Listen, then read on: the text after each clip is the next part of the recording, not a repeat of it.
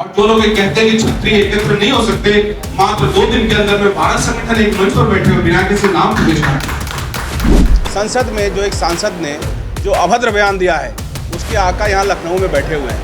Samajwadi party के मुखिया अखिलेश यादव जी से उनको खुद आकर माफी मांगनी चाहिए। हमें उस समर्थन का विरोध है, रामजी लाल सुमन का विरोध है। रामजी लाल सुमन ने हमारे पूर्वज के ऊपर जिस तरह कहा है, हम उसका विरोध कर रहे हैं।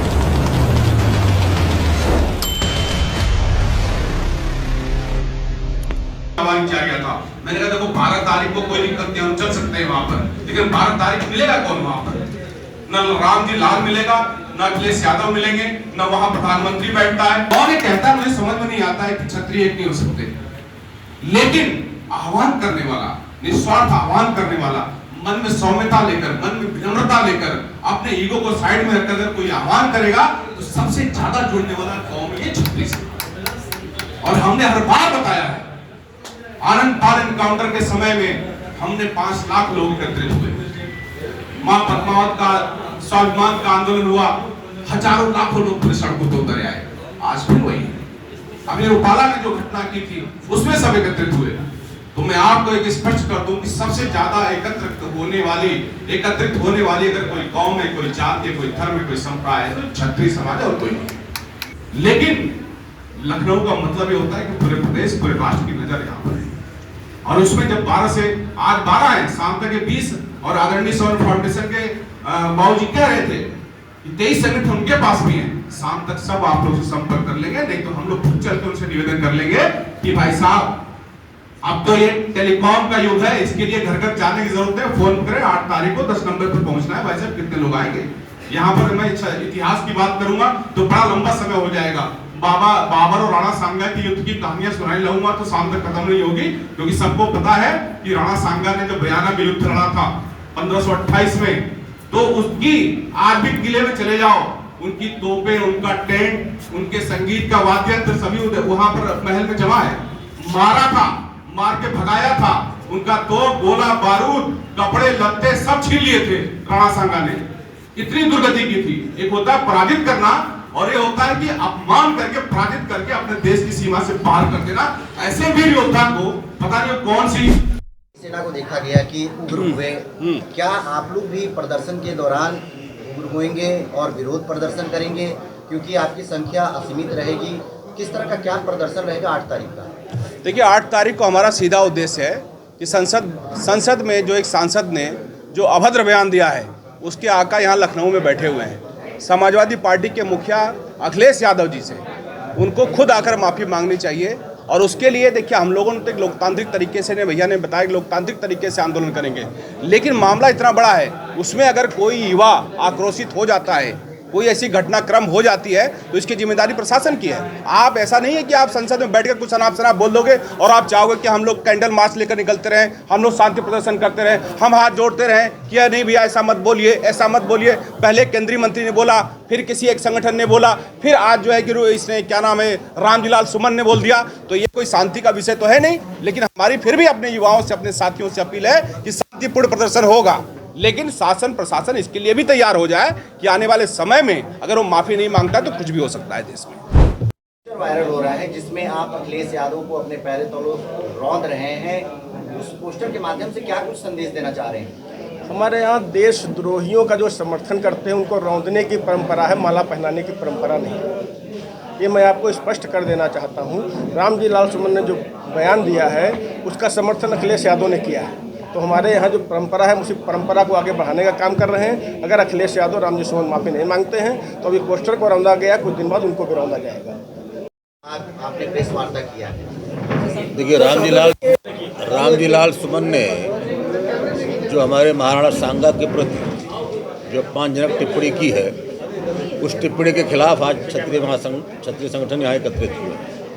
उत्तर प्रदेश क्षत्रिय समन्वय समिति ने सारे लोगों को एकजुट करने की कोशिश की है और 12 संगठन आज हमारे बीच में हैं। इसमें हमारे करणी सेना के भी साथी हैं, अखिल भारतीय क्षत्रिय महासभा युवा के अवनीश सिंह जी हैं, लालजी सिंह जी हैं, हमारे साथी संदीप सिंह जी हैं, भूपेंद्र सिंह हैं, क्षत्रिय महासभा के राष्ट्रीय अध्यक्ष उमाशंकर सिंह कुशवाहा जी हैं, राकेश रघुवंशी जी हैं, पंकज भदौरिया जी भारतीय क्षत्रिय समाज के यहाँ भी उठ के गए यहाँ से। तो तमाम ऐसे साथी राजपूताना महासभा के AK सिंह जी हैं।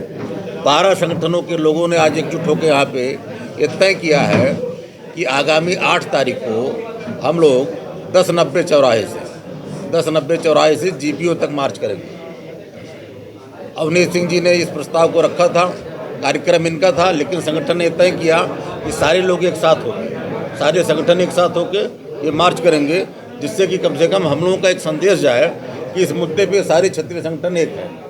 हमारे बीच इस मुद्दे पे कोई मतभेद नहीं है, जैसा कि लोग कहते हैं। और पूरे इस विवाद को दलित बनाम क्षत्रिय का बनाया जा रहा है। तो संगठन ये भी चाहता है कि दलितों से लड़ाई नहीं है, हमारी लड़ाई रामजी लाल सुमन से है। और रामजी लाल सुमन जब तक माफ़ी नहीं मांगेंगे, समाज उनको छोड़ेगा नहीं, किसी भी हद तक चला जाएगा। ये गांधी का भी देश है, ये भगत सिंह का भी देश है। यहाँ गांधी भी हैं, यहाँ भगत सिंह भी है। कौन क्या कर देगा कोई कुछ कह नहीं सकता। आगरा की घटना इसकी गवाह है। हम लोग तो लोकतांत्रिक तरीके से अपनी बात कह रहे हैं। तो मेरे कहने का आशय है कि आज हम लोग इकट्ठा सिर्फ इसलिए हुए हैं, ये समाज ये तय करेगा कि इनका विरोध किस हद तक जाके हम लोग करेंगे। लगभग कितने लोग होंगे 1090 पे इकट्ठा होंगे 8 तारीख को, जो कि आप मार्च करेंगे? और मार्च करते समय क्या कुछ किसी विषय को लेकर विरोध भी करेंगे? विषय यही है रामजी लाल सुमन का जो टिप्पणी है। और संख्या कितनी रहेगी, पूरे प्रदेश से लोग आएंगे, उसके बारे में अवनीश भाई भी बता देंगे आपको। तो मुझे लगता है कि उसमें संख्या असीमित रहेगी। हमारे साथ क्षत्रिय समन्वय समिति के अध्यक्ष प्रदीप सिंह बब्बू जी हैं, हम इनसे बात करते हैं। सर, क्या कहना चाहेंगे, जिस तरह से देखा जा रहा है कि राणा सांगा जो हमारे महान क्षत्रिय थे, उनका अपमान किया जा रहा है सपा की तरफ से और औरंगजेब की तारीफ की जा रही है, ऐसा क्यों हो रहा है? राणा सांगा का अपमान रामजी लाल सुमन ने किया और समाजवादी पार्टी उसका समर्थन कर रही है। हमें उस समर्थन का विरोध है, रामजी लाल सुमन का विरोध है। रामजी लाल सुमन ने हमारे पूर्वज के प्रति जिस तरह कहा है, हम उसका विरोध कर रहे हैं। ये देश जो है गांधी का देश है और भगत सिंह का भी देश है। मुझे लगता है कि आगरा में जो कुछ घटनाएं हुई, तमाम ऐसे नौजवान जो हमारे समाज में है, वो किसी भी हद तक जा सकते हैं। हम लोग तो लोकतांत्रिक तरीके से अपनी बात कहने आए हैं यहाँ पे। और मुझे लगता है अगर ये बात नहीं समझ में आएगी तो रामजी लाल सुमन को उसका घातक परिणाम होगा, ये हम लोग बताना चाहते हैं। एक विशेष समुदाय आखिर क्यों? की बात नहीं, ये समुदाय की बात ही नहीं, रामजी लाल सुमन की बात है। समुदाय को क्यों जोड़ा जा रहा है? विशेष समुदाय जो औरंगजेब की तारीफ करता है, आखिर क्यों औरंगजेब की तारीफ कर रहा है? औरंगजेब की जो तारीफ करते हैं, जाके औरंगजेब के कब्र पे माला चढ़ावें।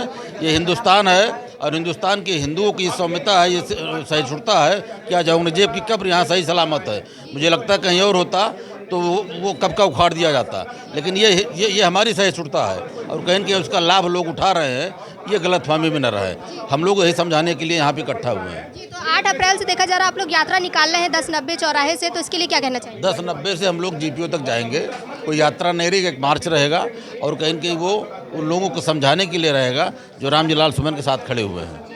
धन्यवाद। तो देखा आपने कि कैसे इनका कहना है कि अगर क्षत्रियों का या फिर राणा सांगा का इस तरह से अपमान हो रहा है, ये अपमान अब नहीं सहा जाएगा, और इसके बदले अब सपा को भी एक बहुत बड़ी कीमत चुकानी पड़ेगी, क्योंकि जनता जागरूक है और जनता अब इस जो ये मार्च निकाला जा रहा है इसमें शामिल होगी और महाराणा के खिलाफ जो हुए अपमान का बदला लेकर दिखाएगी।